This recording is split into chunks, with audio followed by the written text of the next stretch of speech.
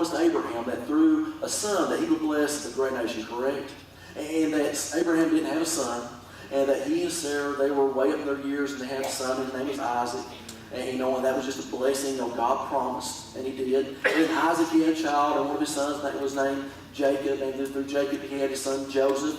And Joseph, through many trials, man, I love to preach on Joseph because, man, he's just an encouragement to me. And he should be encouraged all of us because, man, he faced so many trials, so many tribulations. But yet, through all his trials, God prepared him and put him in a position where he was second in command of Egypt.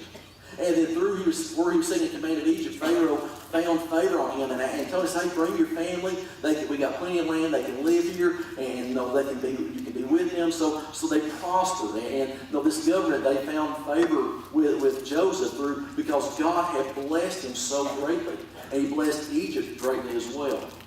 But then after Joseph had died, in some time there was a new Pharaoh. We know that. And that new Pharaoh had power, and he wasn't a friend to the nation of Israel any longer. So that Pharaoh, he decided to put them into slavery. We all know that. And they were in slavery for over 400 years. And then God called Moses, God called Moses to lead the children of Israel out of Egypt. And then he led them out of Egypt. And then we know about the most wonderful, most profound, most known miracle around the world where Moses, through God parted the Red Sea and allowed the children of Israel to walk through right on dry ground. I mean, it's just a huge miracle. All right, so we know that takes place, and then Israel, they had all these moments in history where God blessed them. Over many, many years, God blessed them, but they got selfish. They got so selfish, and they allowed sin to overtake them. Because, in a time, they saw all these miracles from God. Because he blessed them, they saw that.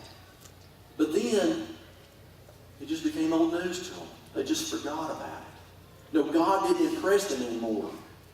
Sadly, we're no different. God will bless us, and he'll provide for us, and he might not part the sea for us that we can see, but there's many oceans I've seen God part in my life.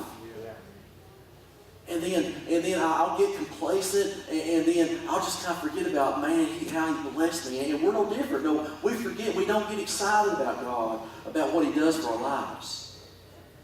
So, and the nation of Israel the same way. So the nation, they had been blessed greatly, but yet they got selfish. So because of their selfishness and their grumbling, they had to roam the desert for 40 years, and until all that disobeyed God, that they died away. And we know poor old Moses, man, he had a job. Think about it, he had the worst job. He had the worst church to pastor ever because he was around all these grumbling and complaining people, and they were negative, and he couldn't go home. I mean, he had to live right there with them. So for 40 years, he had to put up with all this stuff. And all the stress that Moses was under, he strikes the rock, and because he strikes the rock, God doesn't allow him into the promised land. And we read that and think, oh man, God, that wasn't fair. Why after all these years he led these people, and why did you do that? Well, God never promises to be fair, but God is perfect in his will and in all things.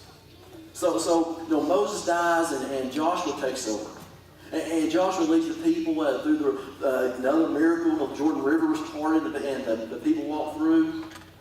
And God is going he's going to do a great thing with the children of Israel. That's his plan. That's what he wants to do. And as they're going through, they're fighting against tribes and cities, and God's handing them over each time to them. All you do is follow his instructions. But they don't follow his instructions completely, and that's where they get in trouble. Because spiritual disorder doesn't happen suddenly, it happens progressively. And I'd encourage you to remember that. Spiritual disorder doesn't happen suddenly, it happens progressively. And we like to think that it takes a mass failure to cause our spiritual lives to get into a mess. That's not true. Affairs don't happen overnight, they happen progressively. Parents don't fail their children in one sudden move. Usually it's progressively. Very few people have financial ruin because of one bad choice. It happens progressively. Spiritual disorder doesn't happen suddenly. It happens progressively. And we're going to find that when the nation of Israel forgot the Lord, it didn't happen overnight. It happened bit by bit, day by day, choice by choice, month by month. It happened slowly. All right, so turn to the book of Judges, chapter 1. And like I said, we're going to move quickly through this. Oh, I went down the wrong way. Excuse me. So we're going to look in Judges chapter 1, verse 1. And I'm going to read here to you a little bit, and then we're going to talk about it. Now, after the death of Joshua, the Israelites asked the Lord, which tribe should go first to attack the Canaanites? And we look for the book of Joshua, just after his death, he brought Israel together and he gave them one last message. And he said that God has promised their forefathers this land, and they were going to go into this land and take all the altars down, and they were to take all the pagan gods down, and they would destroy everything. Just destroy everything, don't keep anything. Then so Joshua gave them some instructions. And then we look on, it says, they asked, who should go first? And from the scriptures we read that Judah was supposed to go first, the tribe of Judah.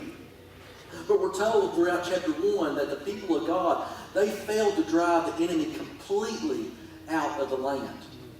And God told them to completely drive them out of the land. But they didn't listen.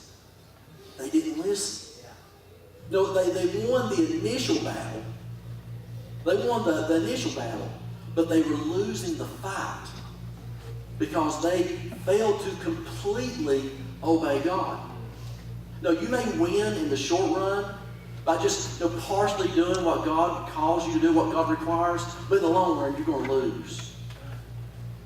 Now, you may think you might win a couple of steps, but if you're not fully, completely obeying God, you're going to lose the fight, ultimately. So we're going to pick back up now, moving over to Judges 2. Now we're going to move to chapter 2, and it says, and an angel of the Lord came up from Gilgal to Bochum and said, I made you to go up out of Egypt. But listen to this. No, God will never fail to confront our sins. No, where there is sin in our lives, where there is rejection to God, where there is rebellion from God, no, we can begin to try to walk away from God. And we can try to walk away from God's instructions, but He will confront us for our sins. He will confront us for our disobedience. He'll always do it. Pick up back in there, verse 1. It says, and have brought you into a land which I swore unto your fathers, and said, I will never break my covenant to you. So God is saying to them, you know what? I made a promise to your fathers, and I'm going to keep that promise. And going on, verse 2 says, and ye shall make no legions with the inhabitants of this land. You shall throw down their altars. God gave them instructions. Now, this is what you need to do. You don't need to negotiate. You don't need to compromise. You don't need to question. You just need to go and do as I tell you to do. I gave you instructions. Then God said this. He says, but ye have not obeyed my voice. Ye have not obeyed my voice. And then God asked a question of them. And I think He asked this question of each and every one of us. And it's a tough question. But He asked, why have ye done this?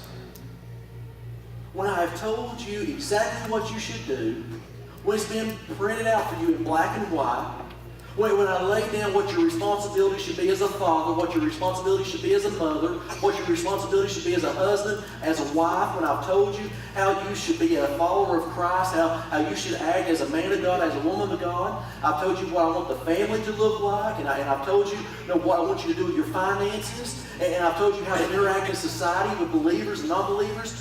Yet, why did you not listen? Why did you not listen to me? And I think here's the answer. There's no good answer. There's never a good enough reason. There's never a good explanation. There's